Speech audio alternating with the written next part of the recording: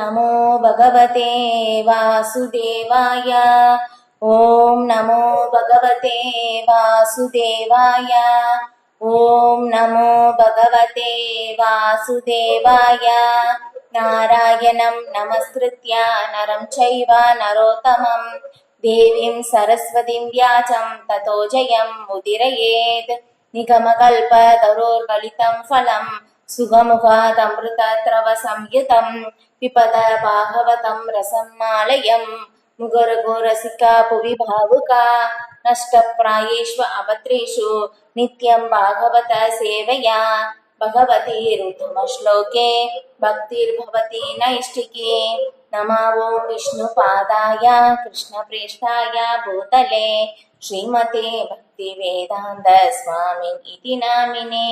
நாமஸ்தே சாரஸ்வதி தேவே கௌரவாணி பிரச்சாரிணே நிர்விசேஷா சூன்யவாதி பாஷசாத்ய தேசதாரிணே. ஜெய ஸ்ரீ கிருஷ்ண சைத்தன்ய பிரபு நித்யானந்த ஸ்ரீ அத்வைதா கதாதரா ஸ்ரீவாசாதி கௌரபக்த விருந்தா. ஹரே கிருஷ்ணா கிருஷ்ண கிருஷ்ண ஹரே ஹரே ஹரே ராம ராம ராம ஹரே ஹரே. ஹரே கிருஷ்ணா.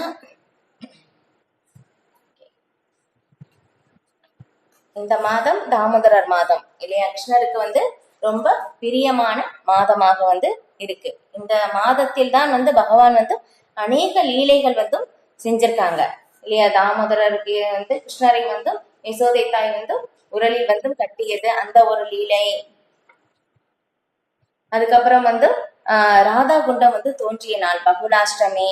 அதுக்கப்புறம் பகவான் கன்றுகளை மேய்ப்பதற்கு சென்ற அந்த முதல் நாள் இந்த மாதத்தில் தான் கொண்டாடப்படுகிறது. அதுக்கப்புறம் துளசி சாலகிராம் விவாகம். அதுக்கப்புறம் இந்த மாதத்தில் தான் பகவான் ராசலீலையை செய்கின்றார்.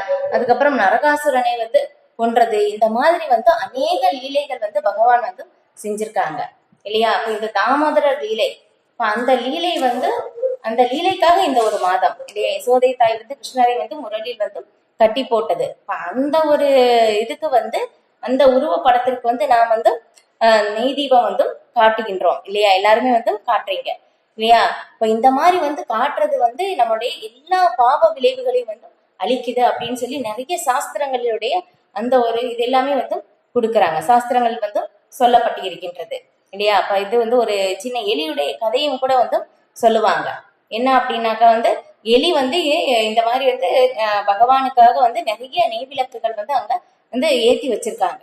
இப்ப இந்த மாதிரி அங்க ஏத்தி வச்சிருக்கும் போதும் அந்த நெய் சாப்பிடுறதுக்காக அந்த எலி வருது.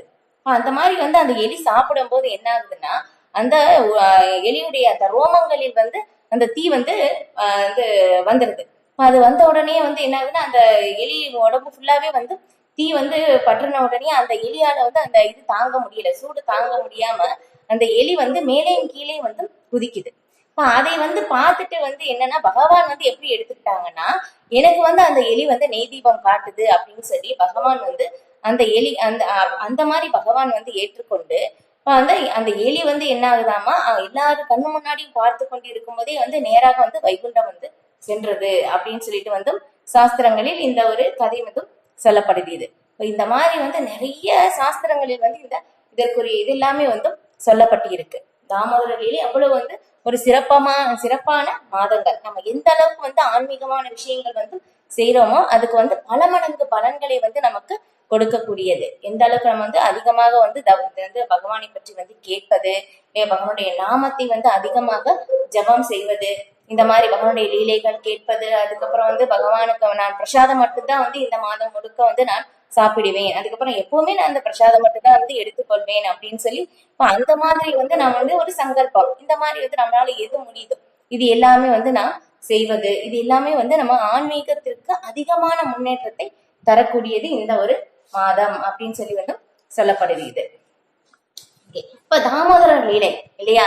இப்ப நம்ம பகவானுடைய லீலைகள் திரும்ப திரும்ப திரும்ப கேட்கிறோம் இல்லையா. எத்தனை தடவை கேட்கிறோம் இல்லையா. ஒவ்வொரு வருடமும் தாமோதர மாதம் வருது. அதுக்கப்புறம் பகவானுடைய லீலைகள் இல்லையா, 1 2 எத்தனையோ லீலைகள் நம்ம பாக்குறோம். பகவான் பிருந்தாவனத்துல வந்து பார்த்தாங்கன்னா நிறைய அசுரர்களை வந்து வதம் செய்கின்றார் அப்படின்னு சொல்லி இல்லையா நம்ம வந்து ஸ்ரீமத் பாகவதத்துல இருந்து அறிகின்றோம். ஆனா வந்து இதுல கொடுக்கப்பட்டது வந்து கொஞ்சம் லீலைகள் தான், கொஞ்சம் அசுரர்களை கொன்றதுதான் வந்து கொடுக்கப்பட்டிருக்கு. ஆனா எல்லாமே வந்து கொடுக்கணும் அப்படின்னாக்கா பாகவத புராணம் வந்து இந்த புத்தகம் வந்து ரொம்ப பெரியதாக ஆயிருக்கும் இல்லையா. அதனால ஒரு சில இதுதான் வந்து கொடுக்கப்பட்டிருக்கு. அப்படின்னு பார்க்கும்போது எப்படின்னா பகவான் வந்து ஒவ்வொரு செகண்டுக்கும் வந்து நிறைய அசுரர்கள் வந்து கொன்றாராமா.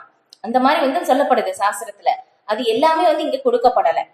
இந்த மாதிரி பகவான் வந்து எந்த திரும்ப திரும்ப வந்து அந்த லீலைகள் வந்து செய்தது நம்ம வந்து கேட்கும் போது என்ன ஆகுறோம்னா நாம வந்து தூய்மை அடைகின்றோம்.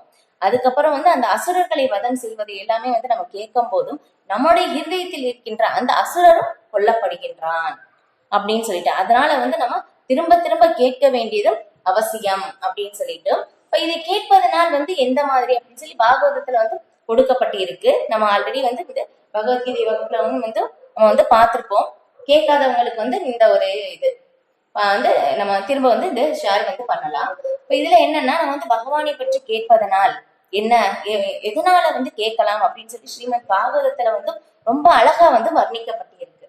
என்னன்னா இதுல வந்து நம்ம வந்து பாக்குறோம் இல்லையா, ஸ்ரீமத் பாகவதம் வந்து பரீட்சித்து மகாராஜாவுக்கும் சுகதேவ கோஸ்வாமிக்கும் நடந்த உரையாடல் இல்லையா. இப்ப அந்த ஒரு உரையாடல்ல சுகதேவ கோஸ்வாமி வந்து பகவானை பற்றி வந்து பேசுகின்றார் இல்லையா. பரீட்சித்து மகாராஜா கேட்கின்றார் இல்லையா. ஸ்ரவணம் கீர்த்தனம் ரெண்டுமே எங்க நடக்குது.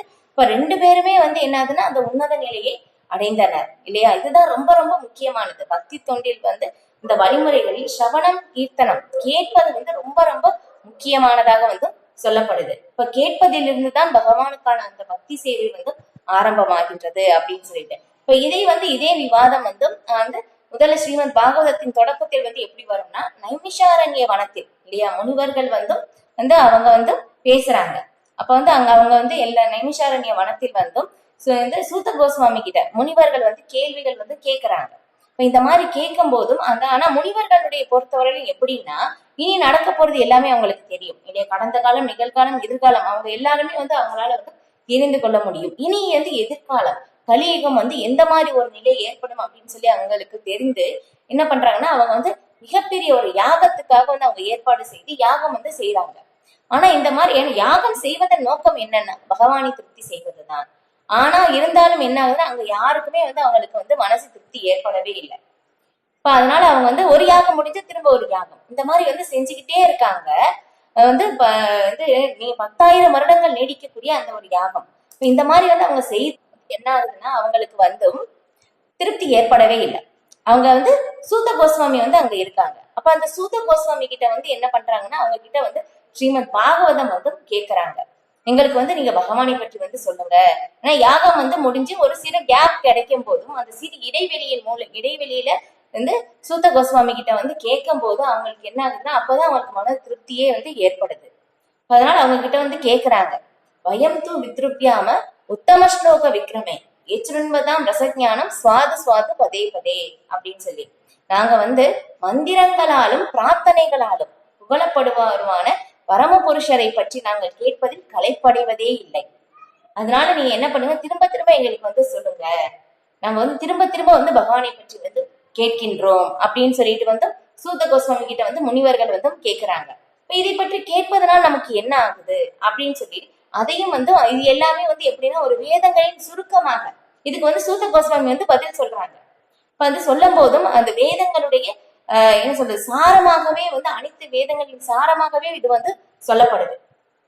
பகவானை பற்றி வந்து கேட்பது வந்து அதற்குரிய பதிலாக சூத கோஸ்வாமி வந்து சொல்றாங்க. என்னன்னா உங்களுடைய கேள்விகள் எந்த மாதிரி இருக்குன்னா பரம புருஷரை பற்றிய கேள்விகளாக வந்து இருக்கு. ஏன்னா இதுக்கு சில பிரபுபாதர் வந்து கமெண்ட்ரி கொடுக்குறாங்க. எப்படின்னா வந்து நம்ம வந்து காலையில உறங்கும் நேரத்தை தவிர இல்லையா எல்லாருமே வந்து பேசிக்கிட்டே இருக்காங்க இல்லையா. அப்ப இந்த மாதிரி பேசுறதுனால வந்து என்ன ஆகுதுன்னா யாருக்காவது ஏதாவது பிரயோஜனம் இருக்கா இல்ல வந்து அவங்களுக்கு திருப்தி ஏற்படுதா அப்படின்னு கேட்டோம்னா கண்டிப்பா வந்து இல்லை, திருப்தி ஏற்படவே இல்லை இல்லையா. அப்ப ஆனா எதனால வந்து திருப்தி ஏற்படலைன்னா நம்ம வந்து பகவானை பற்றின விஷயங்கள் கேட்கும் போது மட்டும்தான் ஆத்ம திருப்தியை தர முடியும். இது வந்து சூத கோஸ்வாமி வந்து இதுக்கு பதில் வந்து சொல்றாங்க. என்னன்னா முனேக சாது கிறிஸ்தோ அகம் பகவத்தில் லோக மங்களம் இத்துத்தக கிருஷ்ண சம்ரட்சணம் ஏனாத்மா சூப்ரஷீததி அப்படின்னு சொல்லி முனிவர்களே, உங்களுடைய கேள்விகள் வந்து எப்படி இருக்குன்னா பரமபுருஷ பகவானை பற்றிய கேள்விகளாக வந்து இருக்கு. இப்ப அதனால இந்த கேள்விகள் வந்து எப்படி எந்த மாதிரி வந்து அமைதுன்னா, எல்லா இந்த உலக நன்மையோட சம்பந்தப்பட்டு இருக்கிறனால இது வந்து ரொம்ப மங்களம் தருபவையாக வந்து இருக்கின்றது. ஆனா இந்த ஒரு கேள்விகளால் மட்டும்தான் ஆத்ம திருப்தியை தர முடியும் அப்படின்னு சொல்லி வந்து சூத்த கோஸ்வாமி வந்து அங்கே பதில் சொல்றாங்க. இது அதனால வந்து நம்ம அந்த பகவானை பற்றி எப்பவுமே தொடர்ந்து கேட்டும் பாடியும் நினைவு செய்து வந்து இருக்க வேண்டும் அப்படின்னு சொல்லி வந்து சொல்றாங்க. இப்ப அதுக்கப்புறம் வந்து என்ன சொல்றாங்கன்னா, யார் இந்த பகவானை பற்றி நம்ம திரும்ப திரும்ப கேட்பதனால் என்ன ஆகுதுன்னா, நம்மளுடைய கர்ம முடிச்சுகள் எல்லாமே வந்து அவிழ்க்கப்படுகின்றது. அதனால வந்து யார்தான் வந்து இதை கேட்காமல் இருப்பார் அப்படின்னு சொல்லி வந்து சொல்றாங்க. சூத்த கோஸ்வாமி வந்து இதற்குரிய பதிலாக வந்து சொல்றாங்க இது. இப்ப அதுக்கப்புறம் வந்து பகவானை பற்றி நம்ம தொடர்ந்து பகவானுக்கு பக்தர்களுக்கு சேவை செய்வதன் மூலமாக, பகவானுக்கு சேவை செய்வதன் மூலமாக வாசுதேவனை பற்றி கேட்பதற்கான ஒரு சுவையும் நம்ம வந்து அந்த கிடைக்குது. பகவானை பற்றி கேட்பதற்கான ஒரு சுவை, ஒரு டேஸ்ட் வந்து நமக்கு கிடைக்குது அப்படின்னு சொல்லிட்டோம். அப்ப வந்து இது தொடர்ந்து வந்து நம்ம கேட்டுக்கிட்டே வந்து இருக்க வேண்டும். இப்ப தொடர்ந்து கேட்டுக்கிட்டே இருக்கும் போதும் பக்தர்களுக்கும் தொண்டு செய்யும் போதும் என்ன ஆகுதுன்னா, நம்முடைய இருதயத்தில் இருக்கிற எல்லா அனர்த்தங்களும் வந்து அளிக்கப்படுகின்றது. அதுக்கப்புறம் பகவானை பற்றிய உண்மையான அறிவை வந்து நமக்கு கிடைக்கப்படுது அப்படின்னு சொல்லிட்டு வந்து சூத்த கோஸ்வாமி இதுக்கு வந்து ஸ்ரீமத் பாகவதத்துல வந்து அந்த பதில்கள் வந்து எல்லாமே வந்து சொல்றாங்க. இது இப்ப இதெல்லாம் பார்க்கும்போது என்னன்னா, நம்ம வந்து படிக்கின்றோம் இல்லையா, பகவத்கீதை, ஸ்ரீமத் பாகவதம், இது எல்லாமே வந்து நம்முடைய வாழ்க்கையில வந்து ஒரு சம்பந்தப்பட்டதுதான், தனியா வந்து கிடையாது இல்லையா. ஏன்னா வந்து பகவத்கீதை எதுக்காக சொல்லப்பட்டதுன்னா, நம்ம வந்து நம்முடைய வாழ்க்கையை வந்து எப்படி அமைத்துக் கொள்ள வேண்டும் அப்படின்னு சொல்லிட்டு வந்து அதுக்காக வந்து கொடுக்கப்பட்டிருக்கு. இப்ப ஸ்ரீமத் பாகவதம் அது வந்து பார்க்கும்போதும் சுகதேவ கோஸ்வாமிக்கும் பரிஷித் மகாராஜுக்கும் நடந்த உரையாடல் அப்படின்னு சொல்லி சொல்லும் போதும் இப்ப அங்க பார்த்தோம் அப்படின்னாக்கா, பரிஷித் மகாராஜா இல்லையா, இப்ப வந்து அவங்க எப்படின்னா, முதல்ல எல்லாம் வந்து எப்படி இருந்தது, இப்ப இருக்கிற மாதிரி வந்து பிரிக்கப்படலை இல்லையா. எல்லாமே இந்த உலகம் எல்லாமே ஒரே ஒரு அரசருடைய கட்டுப்பாட்டில் தான் உலகம் முழுக்க வந்து இருந்தது. அந்த மாதிரி உலக பேரரசராக இருந்தார் பரிஷித் மகாராஜா. அப்ப அவங்களுடைய ஆட்சி காலத்தில் வந்து இங்கே இருக்கிற மாதிரி இந்த மூவகையான துன்பங்கள் எதுவும் வந்து பாதிக்கப்படவில்லை. ஒரு சிறு எறும்புல இருந்து எல்லாருமே வந்து என்னன்னா ரொம்ப அவங்களுடைய என்ன தேவைகளையோ எல்லாமே வந்து கிடைத்து ரொம்ப அவங்களுடைய கடமைகள் சரியான விதத்தில் வந்து செஞ்சாங்க. எந்த விதமான துன்பத்திற்கும் வந்து அவங்க பாதிக்கப்படவில்லை. அந்த மாதிரி ஒரு ஆட்சி வந்து இருந்தது பரிஷித் மகாராஜா காலத்தில். அதுக்கப்புறம் வந்து அவங்களுக்கு என்னென்ன வந்து அவங்களுக்கு தேவையோ அந்த நாட்டின் தலைவர் வந்து எப்படி இருக்கணும், ஒரு அரசர் வந்து எப்படி இருக்கணும் இல்லையா, அவங்க கீழே கட்டுப்பாட்டாளர்கள் எப்படி இருக்காங்க, நாட்டு மக்கள் எப்படி இருக்காங்க, எல்லாருமே அவங்களுடைய கண்ட்ரோல்ல வந்து இருந்தாங்க. அவன் அரசருக்கும் எந்த விதமான இதுவும் வந்து குறைகள் வந்து எதுவுமே இல்லை. எல்லாமே அவங்களுக்கு வந்து போதிய அளவில் கரெக்டாக சரியான விதத்தில் வந்து பகவானுடைய கருணையால் வந்து இருந்ததுனால, ஏன்னா பகவானுடைய ஒரு தூய பக்தர், அதனால எப்படி அரசாட்சி செய்ய வேண்டும் அப்படின்னு சொல்லி தெரிஞ்சு சரியான விதத்தில் வந்து அரசாட்சி வந்து அவங்க செஞ்சாங்க.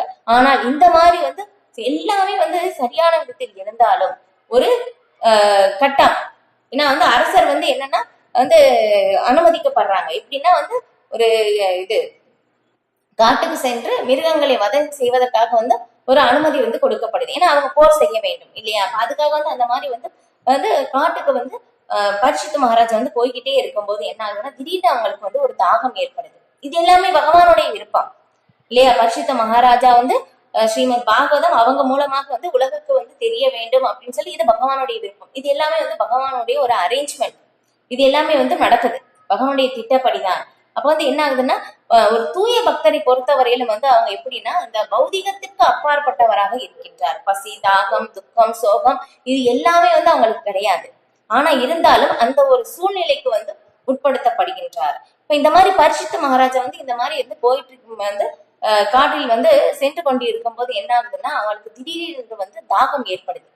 இப்ப வந்து அதுக்கப்புறம் சுத்தியிலே வந்து பாக்குறாங்க, அங்க வந்து ஒரு குடிசை வந்து இருக்கு. இப்ப அதை பார்த்த உடனே வந்து என்ன ஆகுதுன்னா, அங்க வந்து ஒரு முனிவர் அங்க வந்து தவம் வந்து செஞ்சிட்டு இருக்காங்க. அவங்க எப்படின்னா அவங்களும் பகவானுக்கு யோக நிலையிலிருந்து வந்து பகவானுக்கு அந்த பக்தி சேவை வந்து செய்றாங்க. அப்ப வந்து அவங்க வந்து எப்படி இருக்காங்கன்னா, அந்த சமாதி நிலையில் வந்து அவங்க வந்து பகவானுக்கு வந்து தியானம் செய்துட்டு இருக்காங்க. அதனால வெளி உலகத்தில் நடக்கிறது எதுவுமே அவங்களுக்கு தெரியல. இப்ப அங்க இருந்து என்ன பண்றாங்கன்னா அது பரீட்சித் மகாராஜா வந்து எனக்கு தாகமாக இருக்கு தண்ணி அப்படின்னு சொல்லி கேக்குறாங்க. இப்ப வந்து 3 தடவை கேக்குறாங்க, அவங்க பதில் சொல்லல அப்படின்னு சொன்ன உடனே அவங்களுக்கு கோபம் வந்துருச்சு பரீட்சித் மகாராஜாவுக்கு. இப்ப இந்த என்ன பண்றாங்கன்னா ஒரு செத்த பாம்பை எடுத்து அவங்க கழுத்துல வந்து போட்டுட்டு வந்து அவங்க போயிடுறாங்க. அதுக்கப்புறம் அங்க அரண்மனைக்கு போன பிறகு பரீட்சித் மகாராஜா யோசிக்கிறாங்க, நான் எப்படி இந்த மாதிரி ஒரு செயலை வந்து செய்தேன் அப்படின்னு சொல்லி வந்து நினைக்கிறாங்க. ஓகே, இந்த மாதிரி வந்து செயலுக்கு எனக்கு தண்டனை கிடைத்தா எனக்கு ரொம்ப நல்லா இருக்கும் அப்படின்னு சொல்லி அவங்க மனசுல இந்த மாதிரி நினைக்கும் போதும் என்ன ஆகுதுன்னா, அந்த முனிவருடைய மகன் அப்ப எல்லாமே எப்படின்னா ஒரு பிராமணர்கள் அந்த சொல்ல வார்த்தை எல்லாமே வந்து அவ்வளவு தூய்மையாக இருந்தது, பழிக்கும். ஏன்னா அந்த அளவுக்கு அங்க தூய்மையை வந்து அங்க கடைபிடித்தாங்க. வந்து நல்ல விதமாக வந்து அவங்க பக்தி தொண்டு சேவை வந்து யாராவது ஒருவர் வந்து பல வருடங்கள் வந்து செஞ்சாங்க அப்படின்னாக்கா அவங்களுடைய வார்த்தை அப்படியே வந்து அவங்களுக்கு சொல்படி வந்து பழிக்கும். இது அந்த மாதிரி அப்ப வந்து அவங்க பயிற்சி செஞ்சதுனால அந்த முனிவருடைய மகன் சிறு பாலகனாக இருந்தாலும் அவங்க எல்லாரும் குழந்தைகளுடைய வந்து விளையாடிட்டு இருக்கும் போதும் இந்த மாதிரி ஒரு யாரோ ஒருத்தர் வந்து என்னுடைய தந்தையினுடைய கழுத்தில் வந்து செத்த பாம்பை வந்து போட்டாங்க, அவங்களுக்கு வந்து இன்னும் 7 நாட்களில் வந்து அதே பாம்பின் மூலமாக வந்து மரணம் ஏற்படட்டும் சொல்லி அந்த குழந்தை வந்து சாபம் கொடுத்த பிறகு அதுக்கப்புறம் தான் முனிவர் வந்து அந்த சமாதியில இருந்து வெளியே வர்றாங்க. அப்ப வந்து அந்த முனிவர் வந்து ரொம்ப வருத்தப்படுறாங்க, ஐயோ என்னுடைய மகன் இந்த மாதிரி வந்து சாபம் கொடுத்துட்டானே அப்படின்னு சொல்லிட்டு. ஏன்னா அவங்க ஒரு அரசர், பகவானுடைய தூய பக்தர், அவங்க செய்தது ஒரு தப்பு கிடையாது இல்லையா. அவங்க வந்து தண்ணி கேட்டாங்க, நான் கொடுத்திருக்கணும், நான் சமாதி நிலையில் இருந்ததுனால எனக்கு தெரியல அப்படின்னு சொல்லி அவங்க ரொம்ப வருத்தப்படுறாங்க. இப்ப இந்த செய்தி வந்து என்ன ஆகுதுன்னா அரசருக்கு அங்க போகுது.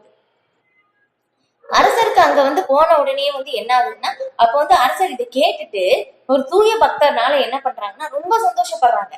ஓ, நான் வந்து செய்ததுக்கு வந்து தப்பு வந்து எனக்கு தண்டனை வந்து கிடைக்கணும், எனக்கு வந்து தண்டனை கிடைச்சிருச்சு அப்படின்னு சொல்லி தெரிஞ்சுட்டு, ஏன்னா மரணம் இல்லையா எல்லாருக்குமே பொது, மரணம் யாராவது தடுத்து நிறுத்த முடியுமா அப்படின்னு கேட்டோம்னா கண்டிப்பா யாராலையும் தடுத்து நிறுத்த முடியாது இல்லையா. எவ்வளவு உயர்ந்த பதவியில் இருந்தாலும், எவ்வளவு உயர்ந்த செல்வம் இருந்தாலும், புகழ் இருந்தாலும், ஆளுமை இருந்தாலும், எது இருந்தாலும் ஓகே, எது இருந்தாலும் மரணம் வந்து யாராலையும் அதுல இருந்து விடுபட்டவர் யாருமே கிடையாது இல்லையா. அதனால பரீட்சித் மகாராஜா ஒரு தூய பக்தராக இருந்ததுனால அதை வந்து நன்றாக உணர்ந்து இருந்தார். அதனால என்ன பண்றாங்கன்னா இதுதான் என்னுடைய மரணம் சம்பவிக்கும் அந்த ஒரு இது அப்படின்னு சொல்லி அவங்க வந்து ஏற்றுக்கொண்டார்கள்.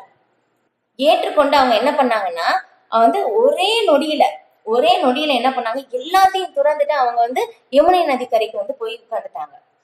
இதை பார்த்த உடனே எல்லாருக்கும் ஆச்சரியம், எல்லா முனிவர்களுக்கும் ரிஷிகளுக்கும் எப்படி வந்து உடனே வந்து எல்லாத்தையும் துறக்க முடிஞ்சது அப்படின்னு சொல்லிட்டு. ஏன்னா மரணம் இதுதான் வந்து எல்லாருக்குமே வந்து எப்படி ஏதோ ஒரு ரூபத்தில் வந்து நமக்கு மரணம் வர வேண்டும், இதுதான் என்னுடைய நிலை அப்படின்னு சொல்லும் போது மரணத்தின் பிறகு நமக்கு எதுவுமே வந்து கொண்டு போக முடியாது இல்லையா. இது தூய பக்தர் ரொம்ப நல்லாவே வந்து இதை புரிந்து கொள்கிறார்கள். இப்ப அதனால அவங்க வந்து அங்க போன உடனே வந்து என்ன ஆகுதுன்னா எல்லா முனிவர்களுக்கும் ரிஷிகளுக்கும் வந்து தெரியுது, மேலுலகங்களுக்கு இருக்கிற அந்த ரிஷிகளுக்கும் வந்து எல்லாருக்குமே வந்து தெரிஞ்சு அவங்க என்ன பண்றாங்கன்னா கங்கையில வந்து நதியில வந்து குளிக்கிறோம் அப்படின்னு சொல்லி அந்த ஒரு சாக்குல வந்து எல்லா முனிவர்களும் இங்க வந்து வந்துடுறாங்க.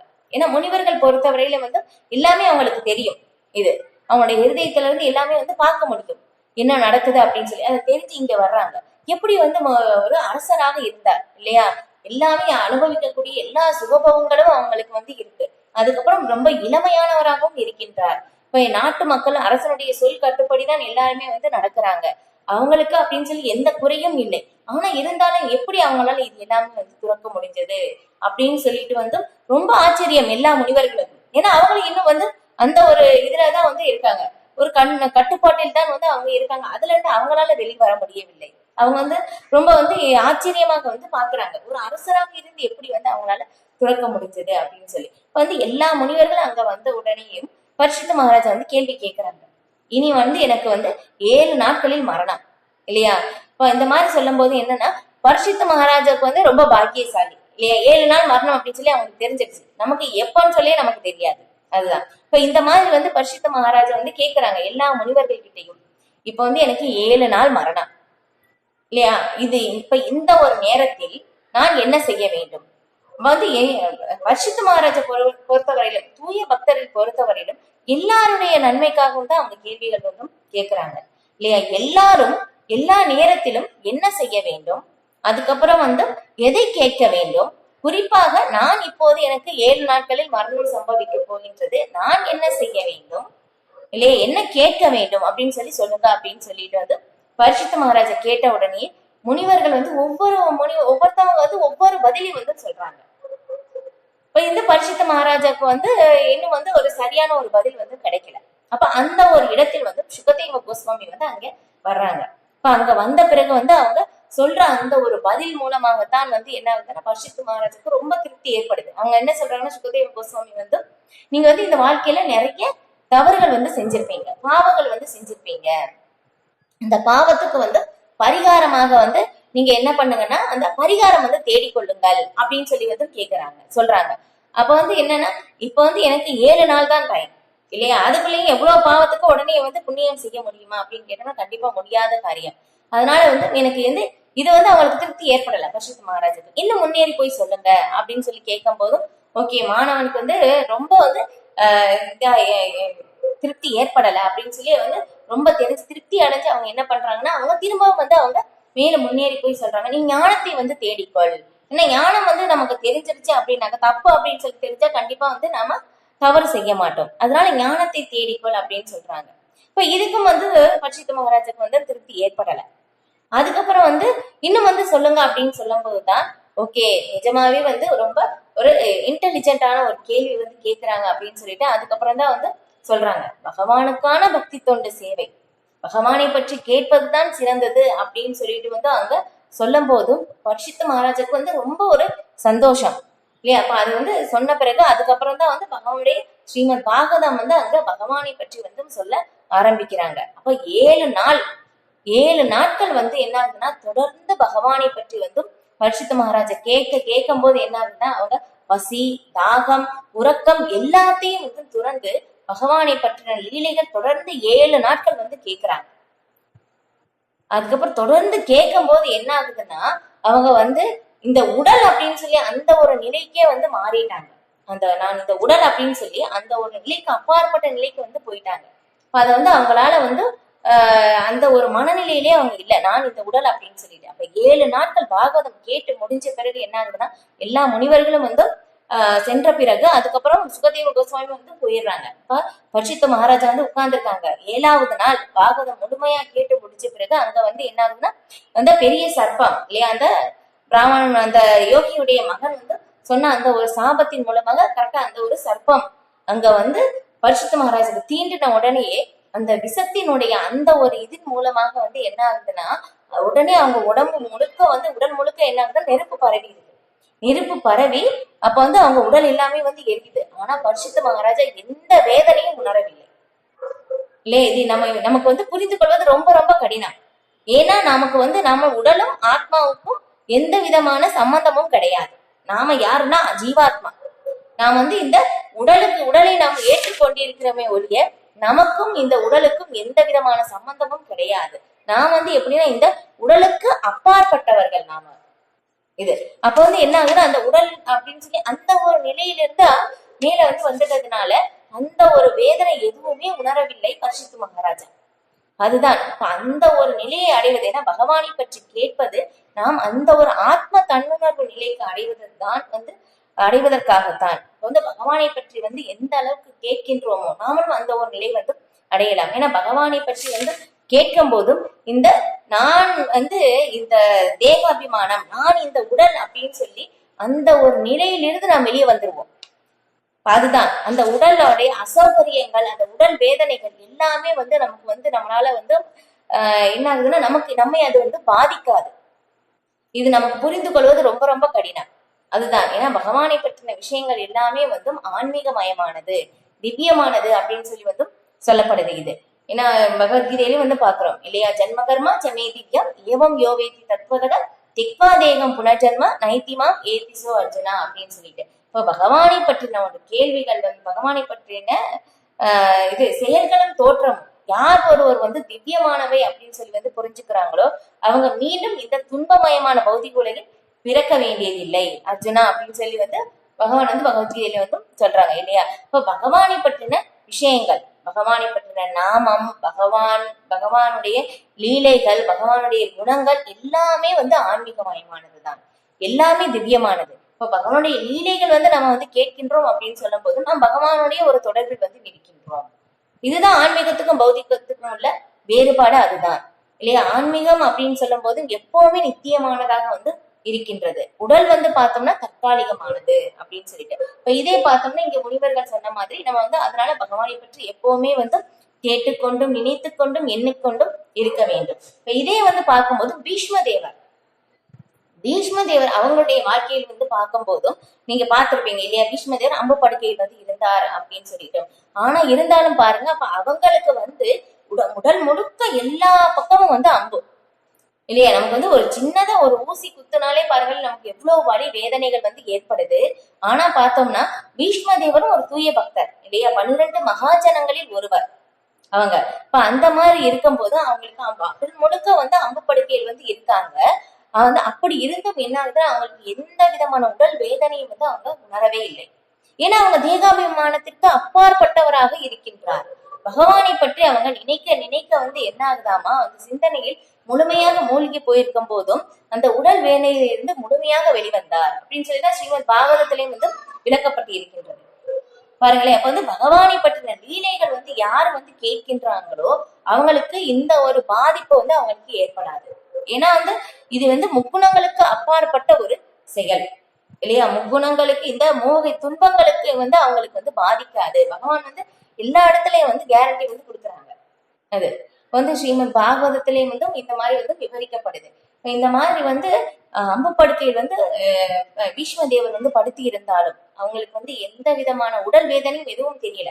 அவங்களுக்கு வந்து என்ன ஆகுதுன்னா, பீஷ்மதேவர் வந்து தர்மத்தை பற்றி வந்து யுதிஷ்டிர மகாராஜாக்கு வந்து சொல்றாங்க, ஒரு மனிதன் எப்படி வந்து ஆட்சி செய்ய, ஒரு அரசர் வந்து எப்படி வந்து இருக்க வேண்டும் அப்படின்னு சொல்லிட்டு வந்து அந்த மாதிரி உபதேசங்கள் வந்து அவங்களுக்கு வந்து செய்யறாங்க.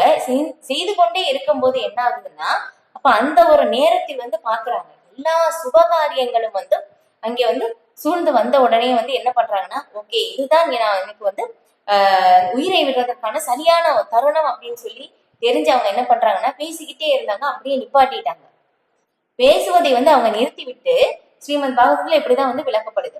பேசுவதை வந்து அவங்க நிறுத்திட்டு என்ன பண்றாங்கன்னா, பகவானுடைய ஸ்மரணத்தில் வந்து அவங்க முழுமையாக வந்து மூழ்கி போறாங்க. ஏன்னா வந்து ஒரு மனிதன், ஏன்னா பகவத்கீதையில வந்து எப்படி சொல்லப்பட்டிருக்குன்னா, நாம வந்து எத்தகைய உணர்வை வந்து நாம் உருவாக்கி இருக்கிறோமோ அதுவாகவே வந்து நாம் ஆவோம் அப்படின்னு சொல்லிட்டு வந்து இப்ப நம்ம வந்து இது பக்தி பாதை எல்லாமே வந்து நாம் பயிற்சி செய்கின்றோம் இல்லையா. பகவானுடைய நாமத்தை வந்து சொல்கின்றோம், பகவானுடைய லீலைகள் வந்து கேட்கின்றோம் இல்லையா, பகவானுக்கான பக்தி தொண்டு சேவை வந்து செய்கின்றோம். இது எல்லாமே ஒரே நோக்கம் என்ன அப்படின்னாக்கா, எதுக்காக செய்கின்றோம்? அந்தே நாராயண ஸ்மிருதி. நாம் மரண சமயத்தில் பகவானுடைய கிருஷ்ணா அப்படின்னு சொல்லி அந்த ஒரு நாமம் பகவானை நினைவு கூறுவ வேண்டும். அந்த ஒரு நோக்கத்துக்காக தான் இது எல்லாமே வந்து நாம் செய்யறோம். ஏன்னா பகவான் பகவத்கீதையில சொல்லியிருக்காங்க இல்லையா, யார் ஒருவர் மரண சமயத்தில் என்னை எண்ணுகின்றனோ அவன் நிச்சயமாக என்னை அடைவான் அப்படின்னு சொல்லிட்டு. அப்ப வந்து நம்ம வந்து வாழ்க்கை முழுக்க வந்து எதை பற்றி அதிகமாக செய்தோமோ அதுதான் மரண சமயத்தில் நமக்கு நினைவுக்கு வரும். ஏன்னா மரணம் அப்படின்னு சொல்லி சொல்லும் போதும் என்ன ஆகுதுன்னா, அந்த ஒரு நேரத்தில் வந்து நமக்கு வந்து என்ன சொல்றதுன்னா, சரியான ஒரு விதத்தில் வந்து நம்முடைய உடல்நிலை வந்து இருக்காது இல்லையா. கபம் பாதம் பித்தம் இது எல்லாமே வந்து நம்மளுடைய வந்து அடைக்குமாமா. அது மரணம் வந்து இருக்கும்போது எப்படி நம்மளுடைய உடல் வேதனை இருக்கும்னா, 1000 தேள் கொட்டுனா வந்து எப்படி வலி இருக்குமோ அந்த மாதிரி ஒரு வலி வந்து வேதனை இருக்குமாமா. அதுக்கப்புறம் என்ன ஆகும்னா, நம்மளுடைய சுத்தியில எல்லா உறவினர்களும் வந்து உட்கார்ந்துருப்பாங்க இல்லையா. இந்த மாதிரி ஒரு இக்கட்டான ஒரு சூழ்நிலையை வந்து நாம் வந்து எப்படி வந்து கிருஷ்ணா அப்படின்னு சொல்லி சொல்ல முடியும் இல்லையா. இப்ப வந்து பார்த்தோம்னா நமக்கு வந்து ஒரு சின்ன ஒரு காய்ச்சல், ஒரு தலைவலி வந்தாலே என்ன ஆகும்னா, நம்ம வந்து என்ன பண்ணுவோம், ஜபம் செய்யறதை விட்டுருவோம் இல்லையா. நினைக்க முடியுமா? அந்த ஒரு நேரத்திலேயே வந்து ஒரு சின்னதாக ஒரு தலைவலி இருக்கும் போதே நம்மளால வந்து நினைக்க முடியாத போது அப்போ வந்து எப்படி நமக்கு வந்து நினைக்க முடியும் இல்லையா. அப்ப அதனால வந்து இந்த ஒரு பயிற்சியை நாம் இப்போதே வந்து நாம் வந்து செய்கின்றோம் அப்படின்னு சொல்லிட்டு. அதனால வந்து குலசேகர ஆழ்வார் அவங்க வந்து பிரார்த்தனை வந்து செய்யறாங்க. என்னன்னா, மரண சமயத்தில் இந்த மாதிரி வந்து கபம் பாதம் பித்தம் இது எல்லாமே வந்து எனக்கு வந்து அடைச்சிரும், அதனால உங்களுடைய நாமம் வந்து எனக்கு வந்து சொல்ல முடியாது, இப்ப நான் நல்ல நிலையில இருக்கேன், அதனால எனக்கு வந்து உயிர் போனால் ஓகே அப்படின்னு சொல்லிட்டு வந்து அவங்க வந்து பிரார்த்தனைகள் வந்து செய்யறாங்க. இந்த மாதிரி வந்து செய்யறாங்க. இப்ப இந்த மாதிரி வந்து என்ன ஆகுதுன்னா, பீஷ்மதேவர் தூய பக்தர்களை பொறுத்தவரையிலும் வந்து அவங்க காலத்திற்கு அப்பாற்பட்டவராக இருக்கின்றார்கள். அவங்க வந்து எப்ப நினைக்கிறாங்களோ அப்ப உயிரை விடலாம். நம்ம வந்து சாதாரண ஜீவராசிகள் மாதிரி வந்து அவங்களுக்கு வந்து கிடையாது இல்லையா. அவங்க வந்து வந்து அவங்க காலப்படி இவ்வளவுதான் அவங்க வந்து இருக்கணும் அப்படின்னு சொன்னோம்னா அவ்வளவுதான் இருக்க முடியும். ஆனா தூய பக்தர்கள் பொறுத்தவரையில அவங்க வந்து எல்லாத்துக்கும் அப்பாற்பட்டவராக இருக்கின்றார். அவங்க வந்து எப்ப நினைக்கிறாங்களோ அப்ப அவங்க வந்து உயிரை விடலாம். அந்த மாதிரி வந்து பீஷ்ம தேவர் அவங்களுடைய மரணத்தின் நேரத்தை அவங்களே வந்து தேர்ந்தெடுக்கின்றார் இல்லையா? அதுதான் ஒரு பெரிய பாக்கியம் தூய பக்தர்களுக்கு. அதுக்கப்புறம் பார்த்தோம்னா பீஷ்ம தேவர் பொறுத்தவரை இங்க சொல்லியிருக்கிற மாதிரி மரண சமயத்தில் பகவானை நினைக்க வேண்டும், அப்ப வந்து பகவானை வந்து அடைய முடியும் அப்படின்னு சொல்லி பகவான் வந்து பகவத்கீதையில வந்து சொல்லிட்டாங்க. ஆனா வந்து பாருங்க, பீஷ்மதேவர் அம்பு படுக்கையில் வந்து இப்ப அடுத்திருக்கும் போதும் இந்த பகவான் பீஷ்மதேவருக்கு முன்னாடி நேரடியாகவே பகவான் இருக்கின்றார் இல்லையா? எவ்வளவு பெரிய பாக்கியம். இப்ப வந்து பகவானை வந்து பார்த்து கொண்டே இருக்கின்றார். அப்ப வந்து அவங்க நினைக்கிறாங்க, பிரார்த்தனை வந்து செய்யறாங்க பகவானிடம், பகவானே நீங்க எப்பவுமே வந்து மரணம் சம்பவிக்கிற வரைக்கும் என் கண்ணு முன்னாடியே நிக்கணும் அப்படின்னு சொல்லி. அதுக்காகவே வந்து என்ன பண்றாங்கன்னா பக்தருக்கு கருணை காட்டுவதற்காகவே அங்க அவங்க முன்னாடியே கண்ணு முன்னாடியே வந்து அவங்க நிக்கிறாங்க. அதுக்கப்புறம் பீஷ்மதேவர் முழுக்க முழுக்க பகவான் பற்றின அந்த ஒரு சிந்தனையிலே வந்து மூழ்கி போகின்றார். அந்த மாதிரி மூழ்கி போகும்போதும் எங்க சுத்தியில பார்த்தாலும் கிருஷ்ணரை தவிர வேற எதுவுமே தெரியல பீஷ்மதேவருக்கு இல்லையா? தூய பக்தர்கள் அவங்களுடைய வாழ்க்கையை முழுக்க எப்படின்னா நமக்கு அந்த வழிகாட்டியாக தான் வந்து அவங்க இருந்து செயல்படுறாங்க. சில பிரபுபாதரும் வந்து என்ன பண்ணாங்கன்னா எல்லாமே நமக்கு வந்து சொல்லி கொடுத்தாங்க, கற்றுக் கொடுத்தாங்க இல்லையா? எப்படி வந்து நம்ம செய்யற அந்த ஒரு செயலே வந்து பகவானோட தொடர்பு படுத்தி எப்படி செய்யலாம் அப்படின்னு சொல்லி அதை வந்து நமக்கு வந்து கற்றுக் கொடுத்தாங்க. அதுக்கப்புறம் வந்து சில பிரபுபாதர் மரணம் அதையும் கூட நமக்கு வந்து கற்றுக் கொடுத்தாங்க இல்லையா? இது எல்லாமே வந்து யூடியூப்ல பாத்தீங்கன்னா வந்து கொடுக்கப்பட்டிருக்கு, எல்லா வீடியோவும் வந்து போட்டிருக்காங்க, நீங்க வேணாலும் பார்க்கலாம். இது வந்து மரணம் வந்து எப்படி வந்து நம்ம வந்து அதை வந்து நம்ம வந்து எப்படி வந்து பண்ணணும், அது வந்து நம்ம எதை வந்து நினைக்க வேண்டும் அந்த ஒரு நேரத்தில் அப்படின்னு சொல்லி இது எல்லாமே வந்து நமக்கு வந்து கற்றுக் கொடுத்தார்கள் இல்லையா? இது எல்லாமே தூய பக்தர்கள் அவங்களுடைய வாழ்க்கையே வந்து நமக்கு வந்து ஒரு வழிகாட்டியாகத்தான் வந்து எல்லாமே வந்து இருக்கு. இது இப்ப இதுல பார்க்கும் போதும் அப்ப வந்து இந்த மாதிரி வந்து பீஷ்மதேவர் வந்து பேசிக்கிட்டே இருக்கும் போது இந்த மாதிரி சுப காரியங்கள் வந்த உடனே என்ன பண்றாங்கன்னா எல்லா வார்த்தையும் வந்து நிறுத்தி கொண்டு எண்ணம், தங்களுடைய சிந்தனை, தங்களுடைய பீஷ்மதேவனுடைய உணர்வு, அதுக்கப்புறம் நினைவு எல்லாமே வந்து என்ன பண்ணாங்கன்னா பகவானுடைய சிந்தனையில் வந்து முழுக்க முழுக்க வந்து மூழ்கிட்டாங்க. இப்ப இதை வந்து பிரபுபாதர் வந்து இதுக்கு வந்து ஒரு விளக்கம் வந்து கொடுக்குறாங்க. இது வந்து பகவத்கீதையில வந்து அந்த ஒரு இது கோடிங்ஸ் வந்து எல்லாமே வந்து இங்க பிரபுபாதர் வந்து கொடுத்திருக்காங்க. ஏன்னா நம்ம வந்து மரண சமயத்தில் வந்து நம்ம வந்து எதை வந்து நினைக்கும் போதும் வந்து எப்படி வந்து நம்ம நினைத்தால் பகவானை வந்து அடையலாம், யார் வந்து பகவானை வந்து அடைய முடியும் அப்படின்னு சொல்லிட்டு வந்து இங்க பிரபுபாதர் வந்து கொடுக்குறாங்க. ஏன்னா யார் ஒருவர் வந்து இறக்கும் போது பகவானை மட்டுமே நினைத்து கொண்டே வந்து இறந்தாங்கன்னா கண்டிப்பா வந்து பகவானை வந்து அடைவது நிச்சயம் அப்படின்னு சொல்லிட்டு வந்து அதுக்கப்புறம் வந்து பகவான் வந்து என்ன சொன்னாங்கன்னா அர்ஜுனன் கிட்ட வந்து பகவான் வந்து என்ன சொன்னாங்கன்னா, அதனால வந்து நம்ம எப்பவுமே கிருஷ்ணனை பற்றி நினைத்து கொண்டே இருக்க வேண்டும் அப்படின்னாக்கா நம்ம வந்து நம்முடைய செயல்கள் எல்லாமே விட்டுறணுமா, எல்லாத்தையும் விட்டுட்டு நம்ம வந்து பகவானை பற்றி நாம மட்டுமே சொல்லிக்கிட்டே இருந்தா போதுமா அப்படின்னு கேட்டோம்னா கண்டிப்பா வந்து முடியாது இல்லையா? ஏன்னா நம்மளுடைய கடமைகள் வந்து நாம் செய்துதான் ஆக வேண்டும். அதையும் அர்ஜுனனுக்கு பகவான் வந்து சொல்றாங்க, நீ வந்து உன்னுடைய கடமையை செய்து கொண்டே இந்த உன்னுடைய ஒரு சத்திரனுடைய கடமை என்னன்னா போரிடுதல் இல்லையா? நீ போரிடுதலையும் செய்து கொண்டே என்னை வந்து நினைத்துக்கொள் இல்லையா? என்னை நினைத்துக்கொண்டே உன்னுடைய கடமையை நீ செய்வாயாக அப்படின்னு வந்து சொல்றாங்க. அப்ப வந்து இந்த மாதிரி வந்து நம்ம செய்தோம் அப்படின்னாக்கா நம்ம வந்து நம்மளுடைய மனம், அறிவு எல்லாமே நம்ம பகவானுக்காக வந்து நம்ம செய்யும் போதும் நாம் கண்டிப்பா பகவானை அடைவதும் நிச்சயம்தான் அப்படின்னு சொல்லிட்டு அதுக்கப்புறம் எப்பவுமே மனதை வந்து பகவான் மேலே வந்து நாம் செலுத்தி இருந்து இல்லையா? நம்முடைய செயல்கள் வந்து நாம் செய்து கொண்டே இருந்தாலும் மனம் ஏதோ ஒரு சிந்தனையில் வந்து இருக்கும். அதை வந்து நாம் பகவானை பற்றி வந்து நினைத்துக்கொண்டே பகவானுடைய நாமத்தை சொல்லிக்கொண்டே பகவானுடைய புகழை பாடிக்கொண்டே நாம் வந்து எப்பவுமே இருந்தோம் என்றால் நாம் பகவானை அடைவது நிச்சயம் அப்படின்னு சொல்லிட்டு வந்து நிறைய வந்து சொல்லப்படுது. இது இப்ப இந்த மாதிரி வந்து நிறைய யோகிகள் இல்லையா, பக்தி யோகிகள் இந்த மாதிரி வந்து செஞ்சு அவங்க வந்து பகவானை வந்து அடைஞ்சிருக்காங்க அப்படின்னு சொல்லிட்டு வந்து எல்லா இடத்துலயும் வந்து பகவான் வந்து இங்க சொல்றாங்க. இது இந்த மாதிரி வந்து தியானம் வந்து செஞ்சுக்கிட்டே இருக்காங்க பீஷ்மதேவர். இப்ப இந்த மாதிரி செஞ்சுக்கிட்டே இருக்கும்போது என்ன ஆகுதுன்னா அவங்க வந்து வெளிப்படையாக செய்யக்கூடிய இது எல்லாமே வந்து நின்று விட்டது. எந்த விதமான அந்த வெளிப்புற இதுவுமே வந்து இல்லை. ஏன்னா வந்து என்ன நமக்கு பார்த்தோம்னா 9 துவாரங்கள் வந்து இருக்கு இல்லையா? இப்ப இதன் மூலமாகத்தான் வந்து நாம என்ன பண்றோம்னா புலன்களுடைய இன்பத்தை வந்து அனுபவிக்கின்றோம். இது எல்லாமே வந்து நமக்கு வந்து கட்டுப்பாடு ஆயிருச்சு அப்படின்னாக்கா இது எல்லாமே வந்து நாம் மூடினோம். இதுதான் யோகங்கள் வந்து பயிற்சி செய்யறாங்க. இது எல்லாமே வந்து செய்யும் போது என்ன ஆகுதுன்னா நம்ம வந்து நம்முடைய இருதயத்துல வெளிப்புற செயல்கள் எல்லாமே வந்து நமக்கு நிறுத்தப்படும் போது நம்முடைய எல்லாருடைய இருதயத்திலும் இருக்கின்ற பரமாத்மாவை வந்து நாம் தரிசிக்க முடியும். இதுதான் வந்து துருவ மகாராஜா வந்து செஞ்சாங்க. அவங்க என்ன பண்றாங்கன்னா அஷ்டாங்க யோகம். அப்போ வந்து இப்ப வந்து நம்மளால இது வந்து பயிற்சி செய்ய முடியாது. நாரத முனிவர் வந்து அவங்களுடைய குரு, துருவ மகாராஜருடைய ஆன்மீக குரு வந்து இது நாரத முனிவர். அவங்க வந்து அஷ்டாங்க யோகத்தை வந்து சொல்லி கொடுக்குறாங்க எப்படி செய்ய வேண்டும் அப்படின்னு சொல்லி. இப்ப குருவுடைய கட்டளைப்படி அவங்க சரியான விதத்தில் வந்து அதை பயிற்சி செய்ததுனால அவங்க என்ன பண்றாங்கன்னா அவங்களுடைய புலன்கள் எல்லாமே வந்து கட்டுப்படுத்தப்பட்டது. அதனால என்ன ஆச்சுன்னா அவங்களுக்கு வந்து மூச்சு கூட வந்து யாராலையும் விட முடியலைங்க தேவலோகத்திலையும். அவங்க எல்லாத்தையும் கட்டுப்படுத்திட்டாங்க. அதனால காற்றையும் கட்டுப்படுத்ததுனால மூச்சு கூட வந்து அவங்க விடாததுனால என்ன ஆச்சுன்னா எல்லாமே கட்டுப்படுத்ததுனால தேவலோகத்திலையும் வந்து அந்த மூச்சுக்கு வந்து விட முடியல. அது வந்து ரொம்ப இதாயிடுச்சு. இது என்னடா எதனால இந்த ஒரு சூழ்நிலை அப்படின்னு சொல்லி தெரியாம அவங்க என்ன பண்றாங்கன்னா பிரம்மதேவருடைய தலைமையில வந்து அவங்க பகவான் கிட்ட வந்து கேக்குறாங்க. அப்ப வந்து பகவான் வந்து சொல்றாங்க இது வந்து துருவனுடைய வந்து கடும் தவத்தின் மூலமாக ஏற்பட்டது. நான் வந்து அந்த தவத்தை வந்து போய் நிறுத்துறேன் அப்படின்னு சொல்லி பகவான் விஷ்ணு வந்து அங்க வர்றாங்க. இப்ப அங்க என்ன ஆகுதுன்னு துருவ மகாராஜா ஒரு காலில் நின்று கடுமையான தவம் வந்து செய்து கொண்டே இருந்து என்ன ஆகுதுன்னா எல்லாருடைய இருதயத்திலும் வெளிப்புற பார்வை எல்லாமே வந்து அவங்க நிறுத்ததுனால உள்புறமாக வந்து அவங்க பாக்குறாங்க.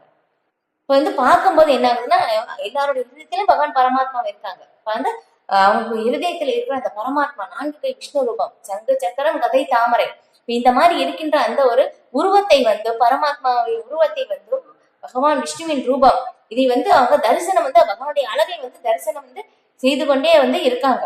துருவ மகாராஜா வந்து என்ன ஆகுதுன்னா பகவான் அவங்க முன்னாடி வந்த உடனே திடீர்னு அந்த தரிசனம் நின்ன உடனே துருவ மகாராஜா கண்ணு திறந்து பாக்குறாங்க. பார்த்தோம்னா அதே பகவான் வந்து அவங்க கண்ணு முன்னாடி வந்து நிக்கிறாங்க. இதுதான் இப்ப வந்து என்ன ஆகுதுன்னா இப்ப இந்த மாதிரி பகவான் வந்து பார்த்த உடனே வந்து அவங்களுக்கு வந்து என்ன செய்யறதுன்னு தெரியல. பாருங்களேன், இப்போ நம்ம வந்து பகவானை பற்றி கேட்டுக்கொண்டே இருக்கின்றோம். திடீர்னு நம்ம முன்னாடி பகவான் வந்தாங்கன்னா இல்லையா நம்ம வந்து என்ன செய்வோம் இல்லையா, என்ன செய்வதென்றே நமக்கு வந்து தெரியாது. அந்த மாதிரி வந்து துருவ மகாராஜா அவங்க கண்ணு முன்னாடி பகவான் வந்த உடனே சாஷ்டாங்கமா வந்து நமஸ்காரம் வந்து செய்யறாங்க. இதுதான் ஏன்னா நம்ம வந்து வெளிப்புற உணர்வுகள் இப்ப வெளி உலகத்தை வந்து நம்ம இந்த மாதிரி வெளிப்புற உணர்வில் வந்து பார்ப்பதினால் வந்து என்ன ஆகுதுன்னா நமக்கு வந்து இந்த ஆன்மீக விஷயங்கள் வந்து நம்மளால ஈடுபாடு செலுத்த முடியவில்லை. அதனாலதான் வந்து நம்முடைய புலன்கள் வந்து நான் உள்ளிழுத்து கட்டுப்படுத்தும் போது வந்து நாம் வந்து பார்க்க முடியும். அது எப்படி ரொம்ப எளிமையாக அதுதான் வந்து நம்ம பகவானுடைய நாமத்தை சொல்வதன் மூலமாகவே இதை வந்து நாம் அடைய முடியும். இப்ப இந்த மாதிரி வந்து பீஷ்மதேவர் என்ன பண்றாங்கன்னா அவங்க வந்து இதை வந்து பகவானுடைய லீலைகள் பகவானுடைய சிந்தனையில் வந்து முழுக்க ஆழ்ந்து இருக்கும் போது என்ன ஆகுதுன்னா அவங்களுடைய புறச்செயல்கள் எல்லாமே வந்து ஸ்டாப் ஆயிடுச்சு. இது இப்ப என்னன்னா இந்த பௌதிக உடல் பொறுத்த வரையிலும் வந்து மாயையின் மூலமாக நம்ம அனுபவிப்பதற்காகத்தான் வந்து இது கொடுக்கப்பட்டிருக்கு அப்படின்னு சொல்லி வந்து பிரபுபாதர் வந்து இங்கே விளக்கம் வந்து கொடுக்குறாங்க. ஏன் வந்து நமக்கு நான் இந்த உடல் அப்படின்னு சொல்லி அந்த ஒரு நிலை நமக்கு ஏற்பட்டது அப்படின்னாக்கா அதுக்கு ஒரே காரணம் வந்து நாம் பகவானுடைய நித்திய உறவை நாம் மறந்து விட்டோம். அந்த ஒரு காரணத்திற்காகத்தான் நான் இந்த உடல் அப்படின்னு சொல்லிட்டு வந்தும் என்ன ஆகுதுன்னா அந்த ஒரு நிலை வந்து நமக்கு ஏற்படுது. இல்லை நான் வந்து பகவானுடைய ஒரு நித்திய சேவகன் அப்படின்னு சொல்லி பகவானுடைய உறவை வந்து நமக்கு வந்து திரும்பவும் வந்து நமக்கு தெரிந்து கொள்ளும் போது என்ன ஆகுதுன்னா நான் இந்த உடல் அப்படின்னு சொல்லி அந்த மாயை வந்து நம்மிடம் வந்து விலகி விடுகின்றது அப்படின்னு சொல்லி இங்க பிரபுபாதர் வந்து விளக்குறாங்க. அதுதான் ஏன்னா நம்ம வந்து நம்முடைய எல்லா துன்பத்திற்கும் காரணம் அப்படின்னு சொல்லும் போது இந்த உடல் தான் வந்து காரணமாக வந்து அமையுது. அப்போ வந்து நம்ம இந்த துன்பத்திலிருந்து வெளியே வர்றதுக்காக பகவானுக்கும் நமக்கும் இருக்கின்ற அந்த உறவை வந்து நாம் புதுப்பித்துக் கொள்ள வேண்டியது வந்து ரொம்ப ரொம்ப அவசியமாகின்றது அப்படின்னு சொல்லிட்டு வந்து இந்த மாதிரி வந்து என்ன பண்றாங்கன்னா பீஷ்மதேவர் வந்து தங்களுடைய எண்ணம் சிந்தனை உணர்வு எல்லாமே பகவானோட மேல முழுக்க முழுக்க வந்து லைக்கிறாங்க. எல்லாத்தையும் வந்து அவங்க விட்டுட்டாங்க. இது எல்லாத்தையும் வந்து அவங்க விட்டுட்டு பகவானுடைய சிந்தனை மட்டுமே வந்து அவங்க வந்து இருக்காங்க. இது இப்ப இந்த மாதிரி வந்து அவங்க செய்து கொண்டே இருக்கும்போது என்ன ஆகுது அப்படின்னாக்கா ஏன்னா பகவானுக்கு தெரியும் இல்லையா. இப்ப வந்து இப்ப இந்த மாதிரி வந்து இருக்கும் போதும் என்ன ஆகுதுன்னா ஏன்னா பகவான் பக்தனுடைய வார்த்தையை வந்து பகவான் வந்து எப்பவுமே வந்து காப்பாற்றுவார் இல்லையா. அர்ஜுனன் கிட்ட வந்து பகவான் வந்து என்ன சொன்னாங்க, நீ வந்து பகவத்கீதை சொல்லும் போதும் இந்த அர்ஜுனா நீ வந்து சொல்லு என்னுடைய பக்தர்கள் என்றுமே அழிவதில்லை அப்படின்னு சொல்லிட்டு வந்து சொல்றாங்க. ஏன்னா எத்தனையோ விஷயங்கள் பகவான் வந்து சொல்றாங்க. ஆனா இருந்தாலும் வந்து என்னன்னா இதை வந்து எப்படி பகவான் வந்து சொல்லாம அர்ஜுனன் மூலமாக அர்ஜுனனிடம் வந்து சொல்ல சொல்கின்றார். ஏன்னா பகவான் சில சமயத்தில் தன்னுடைய வார்த்தையை கூட வந்து மீற வேண்டி வரலாம் இல்லையா. அதனால வந்து என்னன்னா பக்தனுடைய வார்த்தை பகவான் என்றுமே வந்து மீறுவதில்லை இல்லையா. அப்ப இதே வந்து நம்ம பார்க்கும்போது தாமோதர லீலையில் கூட வந்து நம்ம பார்க்கலாம் இல்லையா. அப்ப வந்து என்னன்னா பகவான் வந்து யசோதை தாய் வந்து கிருஷ்ணரை வந்து உரலில் வந்து கட்டி போட்டாங்க இல்லையா. அப்ப வந்து என்ன ஆகுதுன்னா பகவான் வந்து அந்த உரலில் வந்து இழுத்து கொண்டே வரும்போது அந்த இரண்டு அர்ஜுன மரங்கள் வந்து அங்கிருந்து வந்து அதுல இருந்து ரெண்டு பேர் வந்து வர்றாங்க, தேவ புருஷர்கள் இல்லையா. நலக்கூவரன் மணிகிரீவன் அப்படின்னு சொல்லிட்டு வந்து 2 பேர் வர்றாங்க. அவங்க வந்து யாருன்னா குபேரனுடைய மகன்களாக வந்து இருந்தவங்க இல்லையா. வந்து அப்ப அந்த மாதிரி இருக்கும்போது ஒரு நாரத முனிவருடைய சாபத்தின் மூலமாக அவங்க மரங்களாக வந்து பிறந்தாங்க. இது அப்ப வந்து என்ன ஆகுதுன்னா அப்ப நாரதமுடைய சாபம் வந்து ஒரு தூய பக்தருடைய சாபம் கூட எப்பவுமே வரமாகத்தான் வந்து இருக்கும். இப்ப அந்த மாதிரி வந்து நாரத முனிவர் வந்து அவங்களுக்கு வந்து சாபம் கொடுத்தது வந்து என்ன ஆகுதுன்னா அப்ப வந்து நீங்க வந்து உங்களுக்கு பகவான் கிருஷ்ணரை முதல் கடவுளை வந்து நீங்க நேர்ல பார்க்கும்போது உங்களுக்கு சாப விமோசனம் கிடைக்கும் அப்படின்னு சொல்லி வந்து நாரத முனிவர் வந்து அங்கே சொல்றாங்க. அப்ப நாரத முனிவருடைய வார்த்தையை வந்து காப்பாத்துறதுக்காகத்தான் இப்ப 2 பேருக்கும் வந்து சாப விமோசனம் வந்து கிடைக்குது. அவங்க தூய பக்தர்கள் கிடையாது, ஆனா இருந்தாலும் என்னன்னா பக்தருடைய வார்த்தை பகவான் வந்து காப்பாற்றி விடுகிறார் இல்லையா. அப்ப அதனால வந்து என்ன ஆகுதுன்னா பகவான் வந்து பகவத்கீதையில வந்து சொல்லியிருக்காங்க, அர்ஜுனா நீ பக்தர்களுடைய என்னுடைய பக்தர்கள் என்றும் அழிவதில்லை அப்படின்னு சொல்லிட்டு வந்து அங்கே அவங்க சொல்றாங்க. இந்த மாதிரி இங்க வந்து என்ன ஆகுதுன்னா பகவான் வந்து குருஷேத்திர போர்க்களத்துல வந்து எப்படி சொல்லியிருக்காங்கன்னா நான் ஆயுதமே ஏந்த மாட்டேன் அப்படின்னு சொல்லிதான் வந்து பகவானுடைய சபதம் இல்லையா. அப்ப அங்க வந்து சொல்லியிருக்காங்க. ஆனா வந்து இங்கே பார்த்தோம் அப்படின்னாக்கா வந்து எப்பவுமே வந்து என்னன்னா பீஷ்ம தேவர் வந்து என்ன சொல்றது தர்மத்தின் பாதையில் தான் நடக்க வேண்டும் இந்த மாதிரி வந்து சொல்லிக்கிட்டே இருக்கிறதுனால என்ன ஆகுதுன்னா வந்து பகவான் வந்து என்ன சொல்றாங்க, நீங்க திரும்ப திரும்ப அதே தான் சொல்றீங்க, அதனாலேயே உங்களை வந்து நான் மாற்றி விடுகின்றேன் அப்படின்னு சொல்லிட்டு வந்து பகவான் பீஷ்ம தேவர்கிடம் வந்து பகவான் வந்து இந்த மாதிரி வந்து ஒரு இது பண்றாங்க, அவங்களை வந்து அதுலயே வந்து மாற்றி விட வேண்டும் அப்படின்னு சொல்லிட்டு. அப்ப வந்து பீஷ்ம தேவர் எப்படி நினைக்கிறாங்க, நீங்க வந்து ஆயுதமே ஏந்த மாட்டேன்னு சொன்னீங்க இல்லையா, ஆனா வந்து நான் வந்து உங்களை ஆயுதம் ஏந்த வைக்கிறேன் அப்படின்னு சொல்லி அவங்க நினைக்கிறாங்க. பாருங்களேன், இதுதான் பக்தர்களுக்கும் பகவானுக்கும் உள்ள அந்த அன்பு பரிமாற்றம். இது வந்து நமக்கு புரிந்து கொள்வது ரொம்ப ரொம்ப கடினம். இப்ப இதுல பார்க்கும்போது பார்த்தோம்னா நீங்க வந்து நிறைய இடத்துல பாத்துக்கலாம். அதுல வந்து அந்த பிக்சர் வந்து இருக்கும், வரைஞ்சிருப்பாங்க.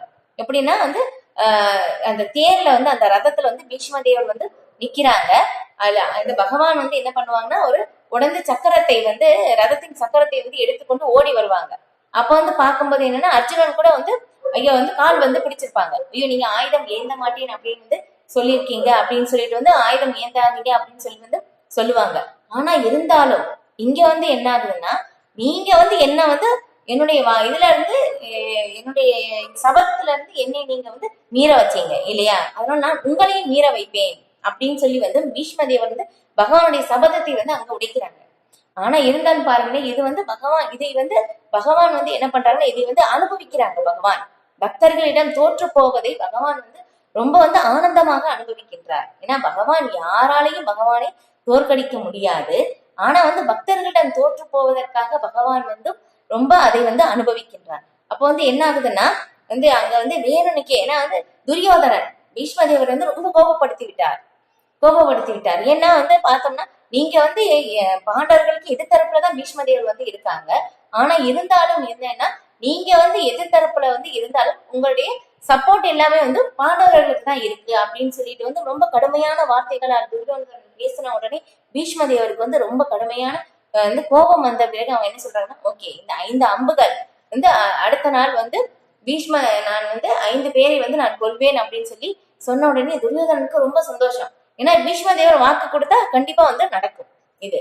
இப்ப அதுக்கப்புறம் என்ன அப்படின்னாக்கா வந்து குருஷேத்திர போர்க்களத்துல பார்க்கும்போது 2 தரப்பில் வந்து இருக்காங்க.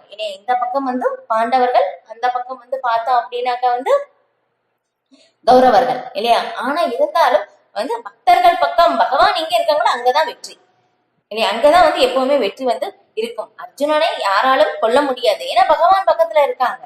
ஆனா இருந்தாலும் இந்த பக்கம் வந்து பார்க்கும் போதும் ஒரு தூய பக்தர் வந்து இருக்காங்க இல்லையா. அப்ப வந்து அந்த மாதிரி இருக்கும்போது அங்க இருக்கிறவங்களை யாராலையும் வந்து அழிக்க முடியாது. அப்ப பீஷ்ம தேவர் இருந்தா அந்த படையை கொள்வதும் கடினம். அப்ப வந்து பீஷ்ம தேவரை வந்து முதல்ல வந்து நீக்க வேண்டும் இல்லையா. அப்ப அதனால வந்து பகவான் வந்து என்ன பண்றாங்கன்னா இங்க வந்து ஒரு சூழ்நிலையை வந்து கொண்டு வர்றாங்க. இது வந்து தெரிஞ்சிருச்சு, இதை வந்து இவங்களுக்கு திரௌபதிக்கு தெரிஞ்ச உடனே வந்து ஐயோ என்னுடைய கணவர்களுக்கு வந்து அர்ஜுனனை வந்து பீஷ்மதேவர் வந்து கொன்றுவாங்களே அப்படின்னு சொல்லி வந்து வருத்தப்பட்டு அதுக்கு ஒரு சூழ்நிலை எல்லாமே வந்து வந்து நடக்குது. அது ஒரு பெரிய கதை.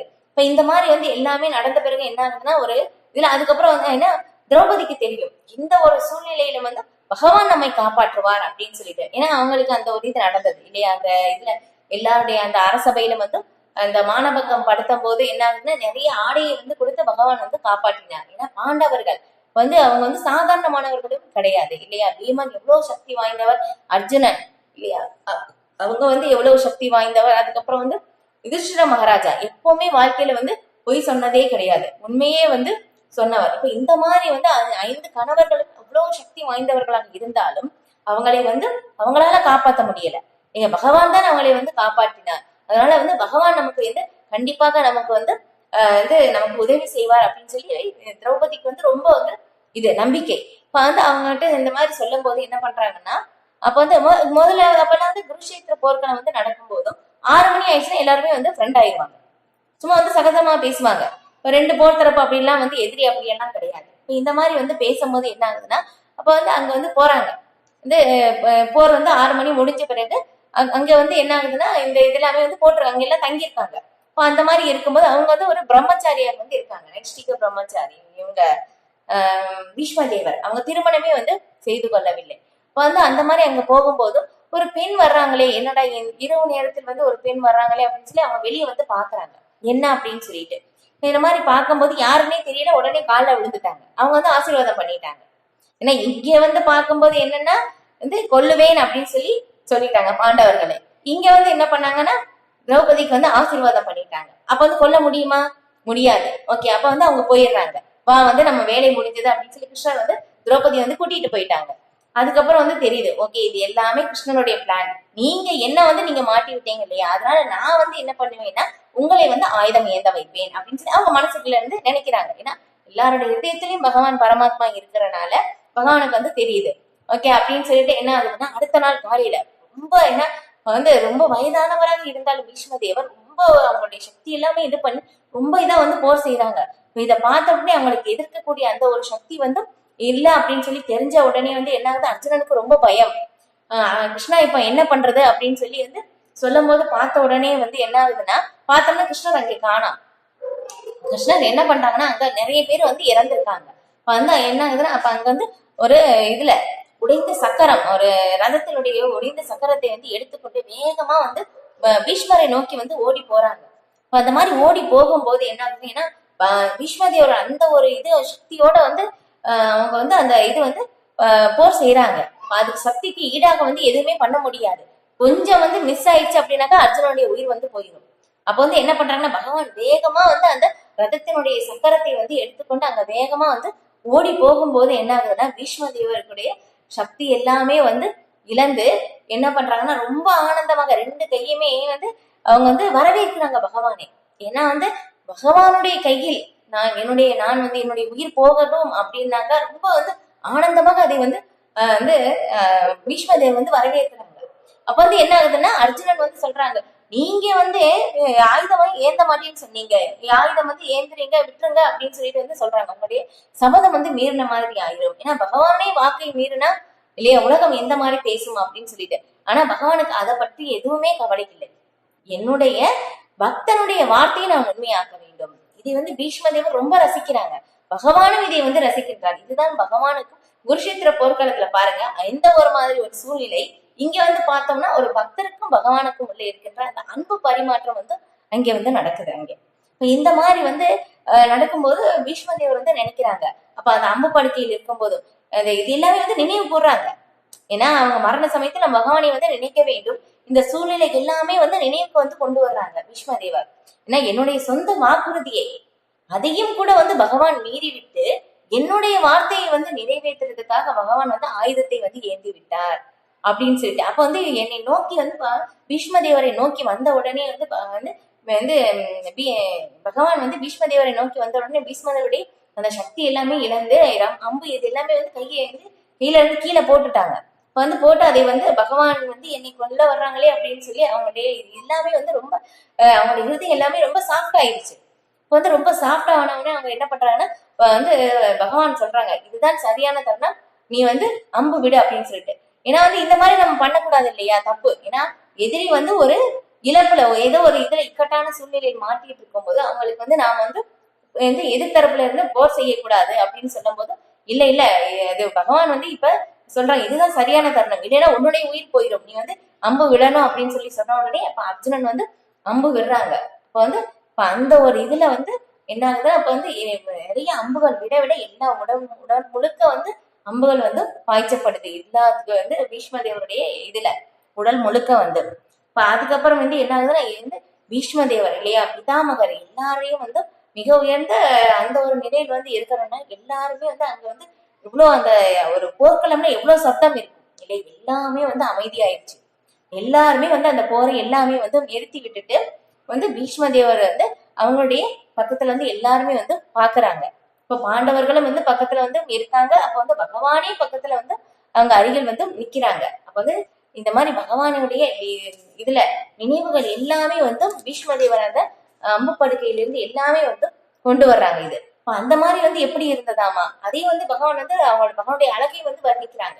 இப்ப வந்து பகவான் அந்த சக்கரத்தை வந்து ஏந்தி வரும்போதும் இல்லையா போர்ல நிறைய அம்பு எல்லாமே வந்து உடலில் வந்து அந்த காயங்கள் வந்து ஏற்படும். அந்த மாதிரி காயங்கள் மூலமாக வந்து அங்கங்க வந்து பகவானுடைய இது எல்லாமே வந்து ரத்தம் வந்து துவைந்து இருந்தது. அதுக்கப்புறம் அவங்க பகவான் வந்து வேகமாக ஓடி வரும்போதும் என்னாவது அவங்களுடைய மேலாடை கூட வந்து கீழே சரிந்து விழுந்தது. அதை கூட பகவான் வந்து கவனிக்கவில்லை அப்படின்னு சொல்லிட்டு வந்து இது வந்து சொல்றாங்க. இது எல்லாமே வந்து நினைவு கூறுறாங்க. இது எல்லாமே வந்து அவங்க அந்த பகவானுடைய நாமம், பகவானுடைய ரூபம், பகவானுடைய லீலைகள், இது எல்லாமே தான் வந்து நாம் வந்து நினைவு கூற வேண்டும். இது எல்லாமே பீஷ்ம தேவர் வந்து நினைவு கூறுறாங்க. எப்படி நடந்தது, என்ன நடந்தது அப்படின்னு சொல்லி பகவானுடைய சிந்தனைகள், பகவான் வந்து இருக்கும்போது அவங்களுடைய இதுல வந்து என்னென்ன லீலைகள் வந்து செஞ்சாங்க அப்படின்னு சொல்லிட்டு வந்து இது எல்லாமே வந்து நமக்கு இங்க வந்து கொடுக்கப்பட்டிருக்கு. அதுக்கப்புறம் வந்து இதையும் வந்து சொல்றாங்க. பகவான் வந்து என்ன ஆகுதுன்னா பகவான் வந்து என்ன எதிர்த்தரப்புல இருக்கிற எல்லாரையும் வந்து பகவானுடைய நோக்கம் என்னன்னா எல்லா அசுரர்களையும் இந்த பூமி பாரம் வந்து குறைக்க வேண்டும். அந்த ஒரு நோக்கத்துக்காக தான் பகவான் வந்து இங்கே வந்து வந்தார் இல்லையா. அதனால வந்து என்ன ஆகுதுன்னா பகவானுடைய கருணையின் மூலமாக பகவானுடைய கருணை பார்வையினாலேயே வந்து என்ன பண்ணாங்கன்னா எல்லாருடைய ஆயுளையும் பகவான் குறைத்து விட்டார் அப்படின்னு சொல்லி வந்து பீஷ்ம தேவர் அதையும் வந்து நினைவுக்கு வந்து கொண்டு வர்றாங்க. இது அதுக்கப்புறம் வந்து அப்ப வந்து என்ன ஆகுதுன்னா இது குருஷேத்திர போர்க்களத்தில் அப்ப வந்து என்ன ஆகுதுன்னா அர்ஜுனன் வந்து என்ன சொன்னாங்கன்னா ரெண்டு சேனைக்கு நடுவுலையும் வந்து போய் நிப்பாட்டின உடனே அர்ஜுனனுடைய இது எல்லாமே வந்து என்னாச்சுன்னா ரொம்ப செயலிழந்து போயிட்டாங்க இல்லையா. அர்ஜுனனுடைய இது வந்து எல்லாமே வந்து என்ன சொல்றது கலக்கம் ஏற்பட்டு அவங்க அம்பு கூட வந்து கையில் வந்து பிடிக்க முடியல, நழுவி போற அளவுக்கு வந்து ஆயிடுச்சு. அந்த மாதிரி ஒரு நிலையில் இருந்தாலும் இல்லையா அப்ப வந்து நான் போர் செய்ய மாட்டேன் அப்படி அர்ஜுனன் வந்து சொன்ன உடனே வந்து என்ன ஆகுதுன்னா அந்த ஞானம், அந்த உன்னத ஞானம் வந்து அறியாமையால் எழுந்த அந்த ஒரு கலக்கத்தை வந்து போக்குறதுக்காக பகவான் அந்த பகவத்கீதை வந்து பேசினார் தன்னுடைய பக்தனுக்காக அப்படின்னு சொல்லிட்டு வந்து அதையும் வந்து அங்க நினைவு கூறுறாங்க. இந்த மாதிரி எல்லாமே வந்து பகவான் வந்து பேசினாங்க அப்படின்னு சொல்லிட்டு வந்து இதை வந்து சொன்னாங்க. அதுக்கப்புறம் அதை வந்து திரும்ப திரும்ப நினைவுபடுத்துறாங்க. என்னுடைய சொந்த வாக்குறுதியை மீறி வந்து பகவான் வந்து ஆயுதம் வந்து ஏந்தி விட்டார் அப்படின்னு சொல்லிட்டு எனக்காக பகவான் வந்து அதை வந்து செய்தார் அப்படின்னு சொல்லிட்டு வந்து சொல்றாங்க. அப்ப வந்து கிருஷ்ணர் தான் என்னுடைய இறுதி இலக்காக வந்து இருக்கட்டும் அப்படின்னு சொல்லிட்டு வந்து அதையும் வந்து முழுக்க முழுக்க பகவானுடைய லீலைகள், பகவானுடைய என்னென்ன லீலைகள் வந்து செய்தாங்களோ அது எல்லாத்தையும் வந்து நினைவிற்கு வந்து கொண்டு வர்றாங்க. இந்த மாதிரி வந்து முழுமையாக பகவானுடைய லீலைகள்லேயே பகவானுடைய ஸ்மரணத்திலேயே வந்து மூழ்கி இருக்கிறாங்க. இந்த சுத்தியில பார்க்கும்போது பகவானை தவிர வேற எதையும் வந்து அவங்க பார்க்கவில்லை. பகவானையே கண்ணு முன்னாடியே வந்து நிக்கிறாங்க. அதையும் வந்து பார்த்து கொண்டே இருக்கும் போதும் என்ன ஆகுதுன்னா திடீர்னு அவங்களுடைய மரணம் வந்து வருது. அப்ப வந்து வரும்போது ஏன்னா பகவான் நம்ம வந்து எத்தனையோ வந்து பகவானுடைய விஷ்ணு ரூபங்கள் வந்து இருக்காங்க. நம்ம வந்து எந்த ரூபத்தை வந்து நாம் வந்து விரும்புகிறோமோ அந்த லோகத்தை வந்து நாம் அடையலாம். இப்ப இதுல பார்க்கும்போது பீஷ்ம தேவருக்கு வந்து பகவான் வந்து அர்ஜுனனுக்கு தேரோட்டியாக இருந்த அந்த ஒரு ரூபம் வந்து பீஷ்ம தேவருக்கு வந்து ரொம்ப பிடித்தமானதாக வந்து இருந்தது. அப்ப வந்து அதையே வந்து இல்லையா வந்து கடிவாளத்தை கையில் பிடித்து கொண்டு அதை வந்து இருக்கிற மாதிரி தேரோட்டியாக சாரதியாக இருக்கின்ற அந்த ஒரு ரூபத்தை வந்து பீஷ்ம தேவர் நினைத்து கொண்டே இருக்கும் போதும் என்ன ஆகுது, இந்த மாதிரி வந்து பேசிக்கிட்டே இருக்கும் போதும் வந்து பகவானுக்கு பிரார்த்தனைகள் செய்து கொண்டே இருக்கும் போது அவங்களுடைய உயிர் வந்து அப்படியே வந்து தெரியுது. இப்ப எல்லாருமே வந்து பார்த்து கொண்டு இருக்கும் போதே இந்த பகவான் சாரதியாக இருக்கின்ற அந்த ஒரு வைகுண்ட லோகத்தை வந்து பீஷ்ம தேவர் அடைகின்றார். இதுதான் ஏன்னா தூய பக்தருடைய வாழ்க்கையை வந்து ஒவ்வொரு இதுவும் வந்து நமக்கு வந்து வழிகாட்டியாக வந்து இருக்கு. ஏன்னா எல்லாருக்குமே வந்து மரணம் வந்து பொதுதான். ஆனா எந்த மாதிரி வந்து நாம் நினைக்க வேண்டும், எந்த மாதிரி நாம் செயல்பட வேண்டும், அதை வந்து நமக்கு வந்து காட்டுகின்றார்கள். இது பரிசுத்த மகாராஜாவுடைய விஷயத்திலும் அதுதான் வந்து நடந்தது. நாம் பகவானை பற்றி வந்து திரும்ப திரும்ப கேட்பதன் மூலமாகவும், பகவானை வந்து திரும்ப திரும்ப நாம் நினைவில் கொள்வதன் மூலமாகவும் நாம் இங்கே இருக்கின்ற இந்த துன்பங்களில் இருந்து நாம் பாதிக்கப்பட மாட்டோம், வெளிவருகின்றோம். இதுதான் இப்ப எங்களுடைய குரு மகாராஜ். அப்ப அவங்களையும் வந்து பார்க்கும்போது எப்படின்னா அவங்களுக்கு வந்து நிறைய வந்து திரும்ப திரும்ப ஏதோ ஒரு அந்த உடல்நிலை பாதிப்புகள் வந்து அவங்களுக்கு வந்து ஏற்படுது. ஆனா இருந்தாலும் என்னன்னா அவங்க வந்து ஆன்மீகத்தில் இருந்து எந்த ஒரு இதுலயும் வந்து அவங்க வந்து சலனம் அடைவது இல்லை. எப்பவுமே வந்து அவங்க வந்து ஆன்மீக இன்னும் அதிகமாக ஆன்மீக செயல்கள் தான் அதிகமாக தான் வந்து அவங்க செய்யறாங்க. அப்ப அவங்க வந்து சொல்றாங்க. அவங்க வந்து சொல்லும் போது எப்படி சொல்றாங்கன்னா, என்னுடைய உடல்நிலை வந்து எனக்கு வந்து ரொம்ப பாதிப்பு ஏற்பட்டாலும் நான் வந்து ரொம்ப ஆனந்தமாக இருக்கின்றேன் அப்படின்னு சொல்லி.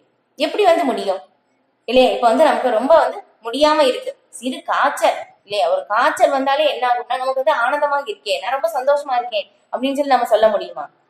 முடியாது இல்லையா? ஏன்னா நாம வந்து இந்த உடல் கண்ணோட்டத்தில் இருக்கிறனாலதான் அந்த பாதிப்பு வந்து நமக்கு ஏற்படுது. ஆனா வந்து நம்ம வந்து பகவானை பற்றின அந்த ஒரு சிந்தனையில் எப்பவுமே வந்து மூழ்கி இருக்கும் போது என்ன ஆகுதுன்னா நாம் வந்து பகவானுடைய அந்த இங்க வெளிப்புறமாக இருக்கின்ற அந்த ஒரு சூழ்நிலையா நாம் பாதிப்பு ஏற்பட மாட்டோம். இதுதான் என்ன, நம்ம ஆன்மீகமயமானவர்கள். அந்த பாதுகாப்பு வந்து நமக்கு வந்து கிடைக்கும். நம்ம வந்து செய்தோம் என்றால் யார் செஞ்சாங்களோ அந்த அனுபவம் கண்டிப்பா வந்து அவங்களால வந்து உணர முடியும். அதுதான் பகவானை பற்றின லீலைகள் கேட்பதினால் இது எல்லாமே வந்து நமக்கு நடக்குது. இப்ப பார்த்தோம் இல்லையா, பரிசுத்த மகாராஜன் அவங்களுடைய இதுல இல்லையா சர்ப்பம் இல்லையா பாம்பு அப்படிய அந்த விஷத்தன்மை, அவ்வளவு விஷத்தன்மை இருந்ததுனால உடனே அவங்க உடல் வந்து எரியுது பாருங்க. அந்த அளவுக்கு வந்து ஒரு நிலை ஏற்பட்டாலும் அவங்க வந்து எதுவுமே உணரவே இல்லை. நெருப்பு சிறு காயம் ஏற்பட்டாலே நமக்கு அந்த ஒரு வலி வந்து ஏற்படும். ஆனா எந்த ஒரு பாதிப்பையும் வந்து பரிசுத்த மகாராஜா வந்து உணரவும் இல்லை. அதுதான் ஏன்னா பகவானை பற்றி நம்ம வந்து முழுமையான அந்த ஒரு சிந்தனையில் நாம் வந்து மூழ்கி இருக்கும் போதும் அந்த வெளிப்புறமாக நடக்கின்ற அந்த துன்பமயமான சூழ்நிலை எதுவுமே நம்மை வந்து பாதிக்காது. இதுதான் பகவானை பற்றின லீலைகள் கேட்பதனுடைய அந்த ஒரு அற்புதமான ஒரு நிலை, அதிசயம் அப்படின்னு சொல்லி வந்து சொல்லப்படுகிறது. அதனாலதான் வந்து பகவானை பற்றி நாம் திரும்ப திரும்ப வந்து கேட்க வேண்டும், பகவானை வந்து நினைவு கூற வேண்டும், பகவானுடைய நாமங்களை வந்து நாம் திரும்ப திரும்ப சொல்ல வேண்டும் அப்படின்னு சொல்லி வந்து நமக்கு வந்து இங்கே சொல்லப்படுது. இதுதான் பகவானுடைய லீலைகளினுடைய கேட்பதனுடைய அந்த உன்னத தன்மை. அதுதான் ஏன்னா அதுவுமே வந்து ஆன்மீகமயமானதாக வந்து இருக்கு அப்படின்னு சொல்லி வந்து சொல்லப்படுது. ஹரே கிருஷ்ணா.